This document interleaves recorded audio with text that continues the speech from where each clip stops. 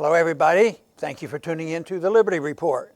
With me today is Daniel McAdams, our co-host. Good to see you, Daniel. How are you this morning, Dr. Paul? Doing very well, and we have a little bit of international politics to talk about. There's a meeting coming up in Canada, up in Quebec, and Donald Trump is invited. He's going to go. It's the G-7 meeting.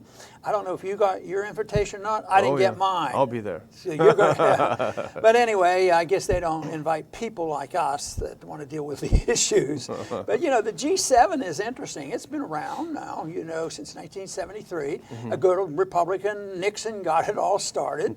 You know, I keep thinking about all the things that get started under the Republicans, you know, things like this and the war on drugs. And of course, the Plunge Protection Team was started by Reagan in 1987. So the Republicans actually don't stand up to this big government stuff. But this is international government that they brought together the 7 most important, you know, countries to meet and talk about economic matters. But if you look at it, it turns out to be they don't deal with substance. They deal with fluff and politics and propaganda, and they try to sway markets and things. But this year, there is being painted as something very, very different. It's Donald Trump against the world. And under these circumstances that stand here, the mediocre seriousness of all this, I would say under these conditions with the whole world and these actually, they say 7 countries against Trump because they claim there's too many Americans that don't like his tariffs, and they're going to talk about tariffs. But they're going to come down hard on him, is what the story is. But quite frankly, I think that Donald Trump will love it.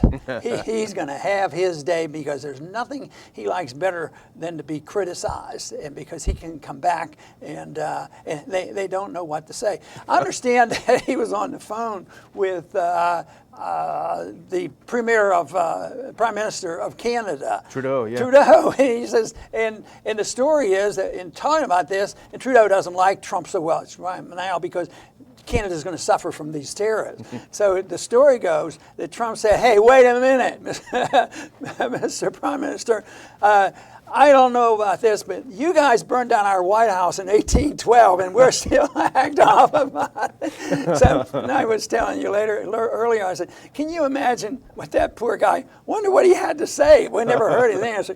To be brought up and blamed for burning down the White House, and Canada was part of course, of Great Britain at the time. So anyway, the prediction of fireworks and the stirring up, my assumption will be nothing serious will come of it all because they won't even talk about the serious problem. They're going to talk about tariffs and sanctions and all, but I don't think they're going to come up with a solution. But I do predict that the ritual says that at the end they have to show unity, and they are doing something. So they will have a statement. Trudeau has already, indicated, well, if it doesn't say something about these tariffs, I'm not going to sign it. My assumption is they'll probably find something, you know, water it down, and I even think that Trump very well, what he does, he puts up a good fight, and then he gives a little bit, and they'll have something done, and they're going to have agreement, and the world will go marching on down to the depths of this economy, because I don't think they're going to touch on it, on what the real problems are. So we're going to keep an eye on this. They're going to meet Friday and Saturday, and it'll be in the news Friday and Saturday. Maybe that's because the markets won't be open at the end of Friday nor Saturday to see. But the markets will go up and down in response, but they're not going to change the economy. And they're probably not going to change Trump's opinions about how to run the world. You know, even if some of these things we may agree with the Europeans, what they're upset about, it's hard not to root for Trump in a situation like this because of all of his faults. I think one of the things that's most attractive about him is his ability to wrong foot all of these goofy foreign leaders, socialist foreign leaders. But here's Bloomberg's list of particulars why they're so furious with Trump. Pulled out of their climate change deal. That drove them crazy. Canceled U.S. participation in the Iran deal. Ignited a global trade conflict. We haven't even seen the full extent of that yet. And attacked Europe for not spending more on the military. That's what the Europeans are mad at. they're predicting that Merkel is going to challenge him on every issue. I'd love to see, I would pay to sit there and see her trying to read him the riot act and see what his response is. Well, the president's economic advisor, Larry Kudlow, somebody I've known for a while, and his beliefs are reasonable. You know, he describes himself as a free market capitalist, but he bends a bit too. And joining, I was a little bit surprised that he did, but it's not surprising to find out when you get an invitation. I can be, on the president's team. So he's with him, but I think he's sort of already dancing because I don't think he has any liking at all for tariffs. I think some of these people that get involved because they say, well, maybe we can tune them down and control them. And that may be true on some, but I don't think that's necessarily true under the circumstances of working for Trump. I think if he's made up his mind that tariffs are the way to go, I think he's going to stick with those. And even though he's up and down and nobody knows exactly where he stands, I don't think that he's all of a sudden going to give up and say, I sort of made a mistake. This tariff war isn't working out so well for us. And but I think Larry's going to have to, give some endorsements, but go along with it too often. It'll be interesting to see what he does. I was researching a little bit. I was cheating. I was looking on Wikipedia, figuring out what's up with the G7. We've all heard it. But you can forget the origins easily. And I was going to throw this at you to see what you thought. It's kind of interesting. The G7 was born, as you point out, in the early 70s, and it was born to help coordinate economic initiatives in response to the global shock of Nixon closing the gold window. Isn't that interesting? Talk about interesting unintended consequences. Yeah, a lot of people were worried then, the IMF, and everybody was very much involved because that, of course, I've talked about it for a long time. That was a very big deal. And, of course, it disrupted the currencies. Instead of having a currency theoretically tied to the dollar at a fixed rate, all of a sudden, all these fiat currencies were floating. And that was very, very disruptive. So they didn't know what to expect. And matter of fact, I think it lasted and it survived a lot longer than a lot of people believed because it was able to produce a society where they could depend on America's wealth and America's dollar. And now the world is very dependent on that. I saw just recently Indonesia wants to say they were critical of us trying to get the monetary policy in order. They say, well, you're winding down. That might mean you're going to raise interest rates and probably hurt the value of the dollar, all this management stuff. And so they were hoping that we wouldn't do that we would keep inflating, which is rather strange.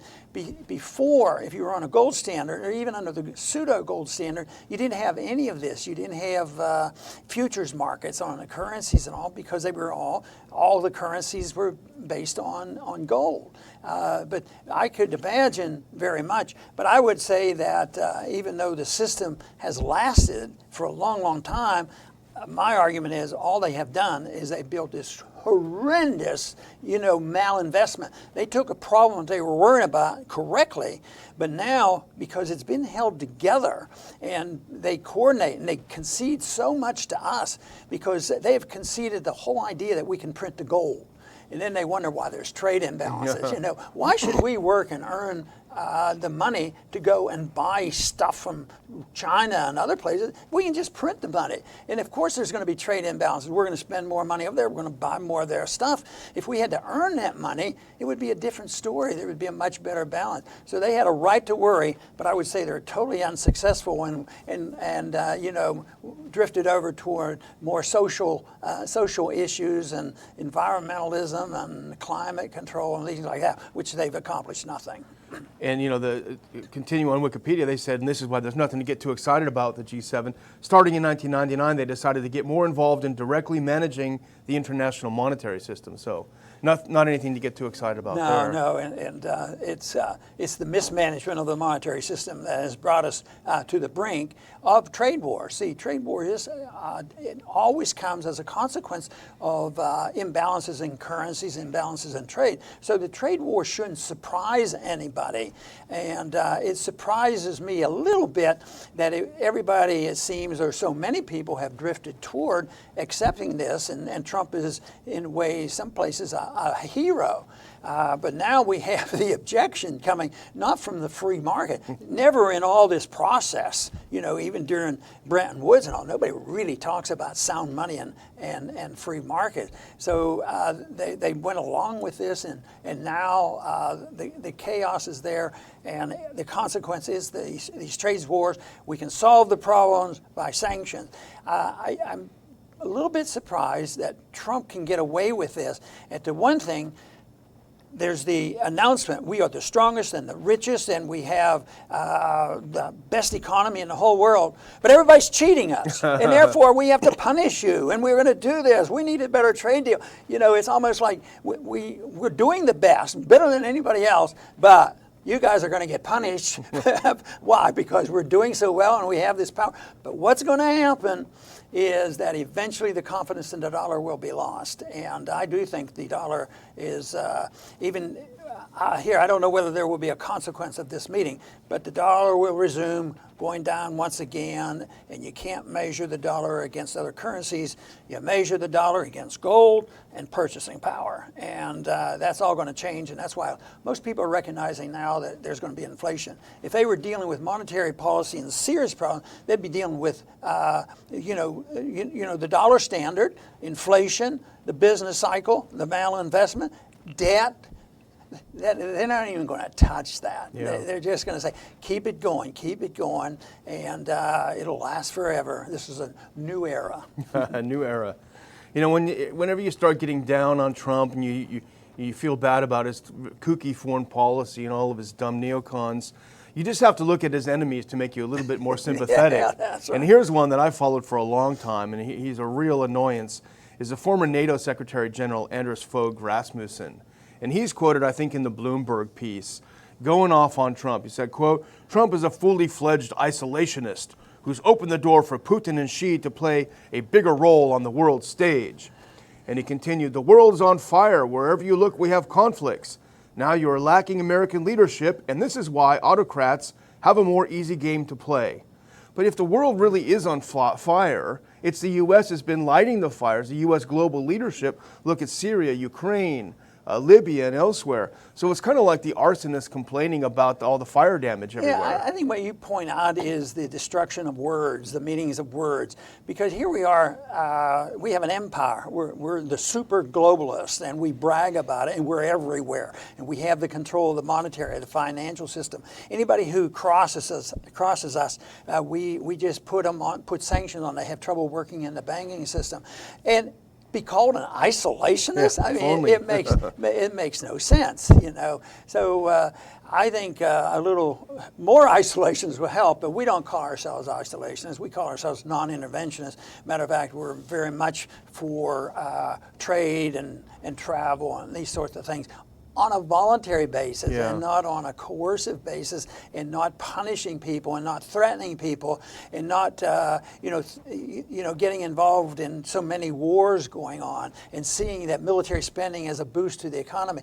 Yeah. All of these are fallacies which have misled us into this situation where this debt is so horrendous, much bigger than $21 trillion. It's probably $200 to $300 trillion when you look up all the assets. Now they're talking about right now, maybe they're admitting that this bankruptcy of Medicaid is going to come much sooner than they ever thought. Yeah. And I don't think they'll be dealing with the cost of medical care up there and why that happens and why we spend too much overseas, and maybe we could have a better system here at home.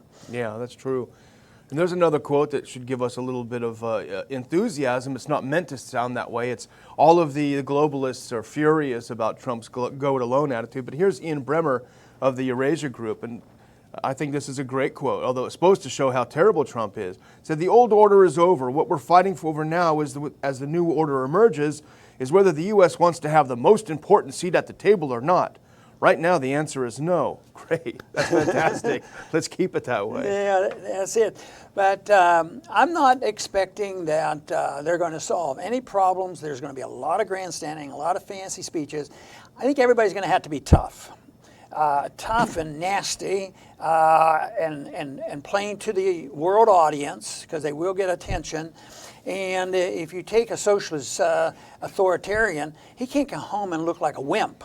Yeah. being pushed around by this non-socialist, isolationist Trump. So they're going to pound on him. I think they will, but I think they'll lose it. I don't think they'll accomplish that. He's an expert at this, and I think he proved it the first night of the first debate that he had when he ran for president. He was in charge of that thing immediately and had the stage ever since. So this is you're going to hear a lot. You'll hear tough words from Trump, tough words from the other ones. It'll sound like so vicious. It could get out of hand. So even though I'm sort of leaning on saying not much is going to happen, so maybe you will antagonize 1, 2, or 3. And if they did, and it got personal, and they wouldn't sign some kind of pseudo pretend agreement at the end, that could have some ramifications. But I think they'll play the world stage, and they can look at home and look at what I told Trump. We stood up to him, but Trump will carry the day. That'll be the news. And if anybody challenges him, he says, "I'm going to Twitter about you. If you don't behave, I'm going to Twitter about you, or I'm going to put tariffs on you. I'm going to put sanctions on you. I'll bomb you if you don't do it." I didn't know I had so much power as president, and if you treat me right, I'll give you a pardon, which I like. Matter of fact, the ones so far, the pardons aren't a bad idea. I love this idea of victimless crime people getting pardoned. Somebody was complaining about him giving a pardon to the lady that had a lifetime sentence for a non-violent drug dealer. He said, "Well, you shouldn't do that. There are thousands in there and they're being mistreated." Fine. Yeah. Let them go. Give them all a pardon if they've been nonviolent. And this whole idea about the drug war, matter of fact, that could be a worthy thing to study, or talk at a meeting like this. What can we do on curtailing this? Because Trump's involved in that because of trade. We're going to go to that border, and our borders are so vulnerable, Mexico, which we sure have heard a lot about, and those terrible, terrible drug dealers. Well, if they were all legal, there's nobody down there carrying beer over the border. Yeah. You can go to the drugstore and buy beer. Bring your own. So, but if you want something else, you got to go down there and subsidize the drug dealers. So that kind of stuff, I think, would be a worthy discussion. Yeah, absolutely. I'd like to end by doing something I don't do often enough, which is to thank our live viewers as kind of a great little team of people who get together as like a coffee clutch, and that's we appreciate you. We run into you whenever we go out, wherever we go to conferences, and we really appreciate you watching it, and I hope you'll share and have more people subscribe to our YouTube. I also want to bring up again our conference. We just talked about it the last couple of days, August 18th. We've got a great lineup already. We're putting more people on the queue. But it's ronpaulinstitute.org/conference for more information. Dr. Paul is going to be a speaker. What more reason do you need to go? If you need any more enticement, Lou Rockwell is going to be there. We also have other great people. Ray McGovern is going to be there. Remember, he was beat up trying to protest Gina Haspel's nomination. He's going to let us know what happened when he was there. Colonel Lawrence Wilkerson is going to be there. He's on our board. One of the most eloquent anti-war voices you will find anywhere. We are really looking forward to having him back. He was at our 16 conference and very popular. So grab your ticket soon, get the early bird rate, save a little bit of money, and we will really look forward to seeing you in August. Very good. I want to thank our viewers for tuning in today, and I want to emphasize the fact that although this little report was a little bit on the light side, it is very serious. I think it's all propaganda malinvestment. Just as you spend money in the wrong places when you have low interest rates, I think some of this propaganda stuff is all misdirected.